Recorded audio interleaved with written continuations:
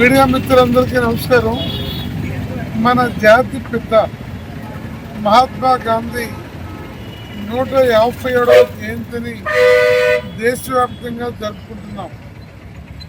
British సామ్రాజ్యవాదాన్ని శాంతియుత పద్ధతుల్లో సహాయ నిరాకరణ ఆయుధంగా చేసి గడగడలాడించినటువంటి చరిత్ర మహాత్మా గాంధీ. మహాత్మా గాంధీ లండన్లో చదువుకొని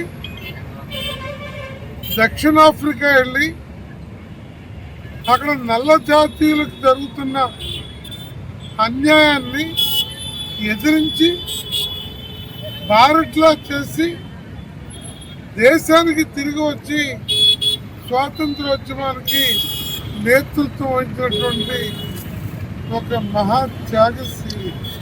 రేపు ఖమ్మంలో సిపిఐ 100వ జయంతి ఉత్సవాలు డిసెంబర్ 26 జరుగుతున్నాయి.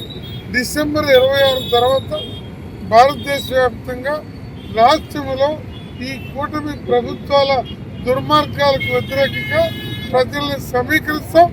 ప్రత్యామ్నాయ రాజకీయాలు అధికారంలోకి తీసుకొస్తామని గాంధీ గారి పుట్టినరోజు సందర్భంగా శపథం చేస్తున్నాం. Thank you. గుంటూరు నగరంలో సిపిఐ నగర సమితి ఆధ్వర్యంలో జరుగుతూ ఉంది. మహాత్మా గాంధీ గారంటే ప్రపంచానికి శాంతియుతమైనటువంటి ఉద్యమాన్ని నేర్పినటువంటి ఒక మహా శాంతి విప్లవకారుడు మహాత్మా గాంధీ.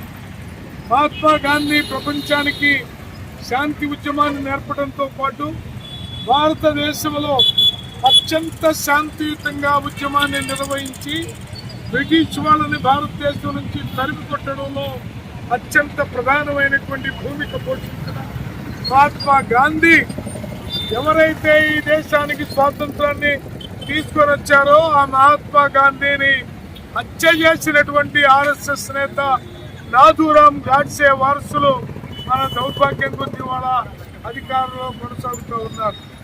6వ జయంతి సందర్భాన్ని పురస్కరించుకుని సిపిఐ ఈ నివాళులర్పించే కార్యక్రమం నిర్వహిస్తా ఉన్నాం. ఏదైతే మోడీ గారు ఈ 11 సంవత్సరాల పాలనలో మరి స్వాతంత్రం తెచ్చినటువంటి గాంధీ గారిని చెప్పిన గాడ్సే గారికి గుళ్ళు కట్టిస్తా ఉన్నారు. గాంధీ గారిని మర్చిపోయే పరిస్థితులు ఏదైతే స్వచ్ఛ భారత్ సంబంధించి ఈ రోజున ఆయన లోగో పెట్టి మరి ఆయన సిపిరి చేతికిచ్చి ఫోటోలు పెట్టి ఆయన ఒక పక్క అవమానిస్తూ ఉన్నారు. ఈ ఫోటో ప్రభుత్వానికి వ్యతిరేకంగా దీర్ఘకాల ఉద్యమాలకు కూడా సిపిఐ మరి సమాయత్తం ఉందని జాతిపిత గారి జయంతి సందర్భంగా ప్రతిబింబిస్తూ ఉన్నాం.